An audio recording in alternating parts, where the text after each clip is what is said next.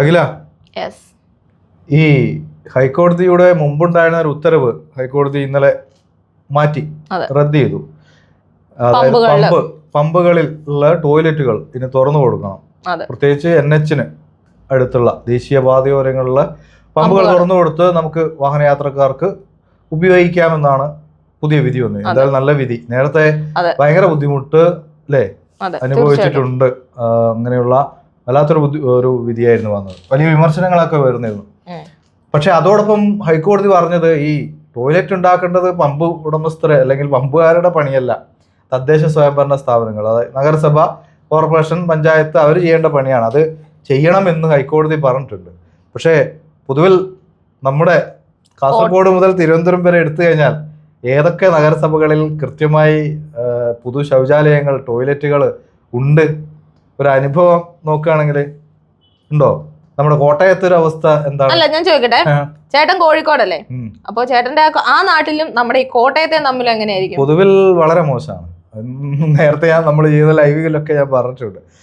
കോഴിക്കോട് സിറ്റിയെ സംബന്ധിച്ച് കോഴിക്കോട് സിറ്റിയിലെ ഏറ്റവും പ്രധാനപ്പെട്ട ബസ് സ്റ്റാൻഡാണ് പുതിയ ബസ് സ്റ്റാൻഡ് എന്ന് പറയുന്ന മുഫ്യൂസൽ ബസ് സ്റ്റാൻഡ്. ആ ബസ് സ്റ്റാൻഡിൽ കൃത്യമായി തുറന്ന് പ്രവർത്തിക്കുന്ന കംഫർട്ട് സ്റ്റേഷനുണ്ട്. സ്ത്രീകൾക്ക് സെപ്പറേറ്റ് വേറെ തന്നെയുണ്ട്. ഇനി നമ്മൾ ബീച്ചിലേക്ക് പോയി കഴിഞ്ഞാൽ അവിടെ ഷീറ്റ് ടോയ്ലറ്റ് ഉണ്ട്. അല്ലാതെ തന്നെ കോർപ്പറേഷൻ്റെ ടോയ്ലറ്റുകളുണ്ട്. മാനാഞ്ചിറ ആ പരിസരത്തുണ്ട്. പിന്നെ ഇതാണ് പ്രധാനപ്പെട്ട നമ്മളെ കോഴിക്കോടിൻ്റെ ഒരു നമ്മൾ പറയാം മാനാഞ്ചിറ തന്നെയാണ് മിഠായിത്തെരു ആ പരിസരമാണല്ലോ, ബീച്ച്. പൊതുവിൽ അങ്ങനെ ഒരു ബുദ്ധിമുട്ടുള്ള ഒരു നഗരമല്ല കോഴിക്കോട്. ഇനി എൻ്റെ സ്വന്തം സ്ഥലം എന്ന് പറയുന്നത് വടകരയാണ്. വടകര പോയാലും ആ രീതിയിലുള്ള ബുദ്ധിമുട്ടൊന്നും ഞാൻ കണ്ടിട്ടില്ല.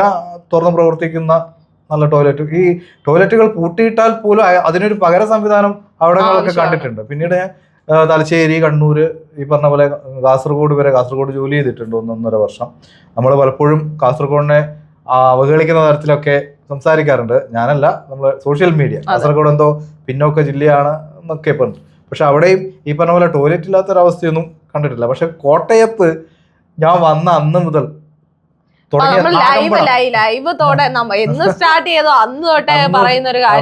തുടങ്ങിയതാണ് നാഗമ്പടം ബസ് സ്റ്റാൻഡ്. 4-5 എത്രയൊക്കെയോ അഞ്ചൊന്നല്ല, എനിക്ക് തോന്നുന്നത് ഒരു 5 പ്രാവശ്യം ഞാൻ തന്നെ ചെയ്തിട്ടുണ്ട്. നമ്മളെ ഒരു പ്രാവശ്യം ചെയ്തു. അവര് പറയുന്നത് ആ മലിനജലം ഒഴുകിപ്പോകാനുള്ള വഴിയില്ല എന്നാണ്. ഇപ്പം ബയോ ടോയ്ലറ്റിനെ കുറിച്ചൊക്കെ ആലോചിക്കുന്നുണ്ട് നഗരസഭ. അതുപോലെ തന്നെ നമ്മുടെ തിരുനക്കരയിലും ഉണ്ട് സ്ത്രീ കൂട്ടുകാരിയോ അങ്ങനെ എന്തോ പറഞ്ഞു. പക്ഷെ അതൊന്നും പ്രവർത്തിക്കുന്നില്ല. എന്താണ് ഈ കോട്ടയത്തിന് മാത്രം ഇങ്ങനെയാന്നുള്ളതാണ്. അതാണ് നമ്മൾ ആവർത്തിച്ച് പറയുന്ന ഒരു കാര്യമാണ്. നമ്മുടെ ഒരു വനിതയാണ് നഗരസഭ ഭരിക്കുന്നത് തന്നെ, എന്നിട്ടും ഈ ഒരു അവസ്ഥയാണ്. അതുപോലെ തന്നെ ചില അടിസ്ഥാന പ്രശ്നങ്ങളൊക്കെയാണ് പറയുന്നത്. പിന്നെ ഈ മുലയൂട്ടൽ കേന്ദ്രം, അതെ, കൂടുതൽ ഈ സ്ത്രീകൾക്ക് വേണ്ടി അത് എത്രയോ 10 വർഷം എന്തായാലും പണിതിട്ട് ഇതുവരെയായിട്ട് ഉദ്ഘാടനം കഴിഞ്ഞു. ഒരു വനിതാ ടോയ്ലറ്റ് അത് തുറക്കാറില്ല. നമ്മൾ തന്നെ ലൈവ് ചെയ്യുമ്പോൾ ഈ ബസ് സ്റ്റാൻഡിനുള്ളില് സ്ത്രീ തൊഴിലാളികളൊക്കെ കഷ്ടപ്പാട്, ടെക്സ്റ്റൈൽസിലെ ചേച്ചിമാരൊക്കെ, ലോട്ടറി കച്ചവടക്കാരും ഒക്കെ അന്ന് നമ്മൾ ലൈവ് ചെയ്യുമ്പോൾ ഒരു അമ്മ വന്ന്.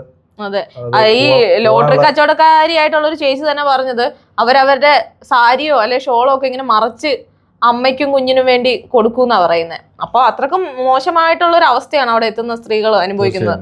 ഈ മുലയൂട്ട് എന്നൊക്കെ പറഞ്ഞാൽ നമ്മുടെ വരുന്നൊരു തലമുറയ്ക്ക് വേണ്ടി മാതൃശിശു അല്ലേ, ആ രീതിയിൽ നമ്മുടെ സർക്കാരൊക്കെ വളരെ നല്ല രീതിയിൽ പലതരത്തിലുള്ള പദ്ധതികളൊക്കെ കൊണ്ടുവന്നു. അതിന്റെ ഒരു ഭാഗമാണ് മുലയൂട്ടൽ കേന്ദ്രമൊക്കെ ആരംഭിക്കുന്നത്. പക്ഷെ തുറന്നു കൊടുക്കുക, അതാ പറഞ്ഞ ഏതോ 10 വർഷം എന്താണ്ടായി, പക്ഷെ അതിന്റെ ഉദ്ഘാടനം ഇതുവരെയായിട്ടും കഴിഞ്ഞിട്ടില്ല. എന്തായാലും നാഗമ്പടം ബാത്റൂം തുറക്കാത്തതിനെതിരെ ഇനി CPM-ന്റെ നേതൃത്വത്തിൽ സമരമൊക്കെ തുടങ്ങാൻ പോവാണ്. എന്തായാലും ആരായാലും ജനകീയ പ്രക്ഷോഭം ഉയർന്നു വരട്ടെ എന്നേ മാത്രമേ പറയാനുള്ളൂ. ഇതൊക്കെ ചെറിയ കാര്യങ്ങൾ മാത്രമേ ഉള്ളൂ. പണ്ട് നമ്മുടെ ട്രെയിനുകളിൽ സാധാ ടോയ്ലറ്റുകളായിരുന്നു, ഇപ്പൊ എല്ലാം ബയോ ടോയ്ലറ്റുകളായി, അങ്ങനെ മാറി. അപ്പൊ ഈ ആകാശപാത പണിത കാശുണ്ടെങ്കിൽ ഒരു 10 ടോയ്ലറ്റുകൾ ഒരു പ്രയോജനം ഇല്ലാണ്ട് ഇങ്ങനെ കിടക്കുന്ന ഒരു ആകാശപാത. മറ്റൊന്ന്, ഇത് പ്രാഥമിക ആവശ്യമാണ് അല്ലേ? ഇത് എവിടെ പോയി ഈ രോഗികളൊക്കെയാണ് കൂടുതലും വരെ മെഡിക്കൽ കോളേജിലേക്കൊക്കെ ഉള്ള രോഗികളൊക്കെ, അവരുടെയൊക്കെ അവസ്ഥ നമ്മളോടൊരു അമ്മ പറഞ്ഞു തന്നെ. വളരെയധികം റെയിൽവേ സ്റ്റേഷനിലേക്ക് പുലർച്ചെ എത്തുന്ന ആളുകൾ, സ്ത്രീകളടക്കമുള്ള ആളുകൾ ഒക്കെ ഈ ഇവിടെ ബസ് സ്റ്റാൻഡിൽ ഈ ഒരു സൗകര്യം ഉണ്ടാവുമെന്ന് കരുതിയിട്ട് വരുന്ന ആളുകളുണ്ട്. ഇത് കോട്ടയം എന്ന് മാത്രമല്ല, ഇത് മറ്റ് സ്ഥലങ്ങളിലെ അവസ്ഥ നമുക്കറിയില്ല. പക്ഷെ നമ്മൾ പോയി കണ്ട സ്ഥലങ്ങളുണ്ട്. ഇപ്പൊ തിരുവനന്തപുരത്താണെങ്കിലും ഞാൻ 1.5 വർഷത്തോളം അവിടെ ഉണ്ടായിരുന്നു. അവിടെയും ഈ ഇങ്ങനെയുള്ള പ്രശ്നങ്ങളൊന്നും കണ്ടിട്ടില്ല. ഈ പറയുന്ന നഗരസഭകളൊക്കെ ഭരിക്കുന്നത് സ്ത്രീകളാണ് എന്ന് കൂടെ അറിയണം. തിരുവനന്തപുരത്തെ കാര്യമായാലും കോഴിക്കോട്ടെ കാര്യമായാലും എൻ്റെ ഒരു പഴയ അധ്യാപികയാണ് ബീന ഫിലിപ്പ്, അവരാണ് അവിടുത്തെ മേയർ. ആര്യ രാജേന്ദ്രൻ ഉണ്ട്. ഇവിടെയും ഒരു സ്ത്രീയാണ് ഭരിക്കുന്നത്. അപ്പോൾ അവരോട് സംസാരിക്കുമ്പോൾ അവരെ പരിമിതികളാണ് പറയാറുള്ളതെങ്കിലും ഇനിയൊരു തെരഞ്ഞെടുപ്പ് കാലമൊക്കെ വരുമ്പോൾ ഇതിനൊരു മാറ്റം ഉണ്ടാവട്ടെ. എന്തായാലും ഹൈക്കോടതിയുടെ ഭാഗത്തു നിന്നും വന്നത് നല്ലൊരു വിധിയാണ്. പക്ഷേ ഹൈക്കോടതിയുടെ ഇടപെടലിലൂടെ കൂടുതൽ പൊതു ശൗചാലയങ്ങൾ ഉണ്ടാക്കാൻ ഇവർക്കൊക്കെ തോന്നട്ടെ എന്ന് മാത്രമേ പറയാൻ.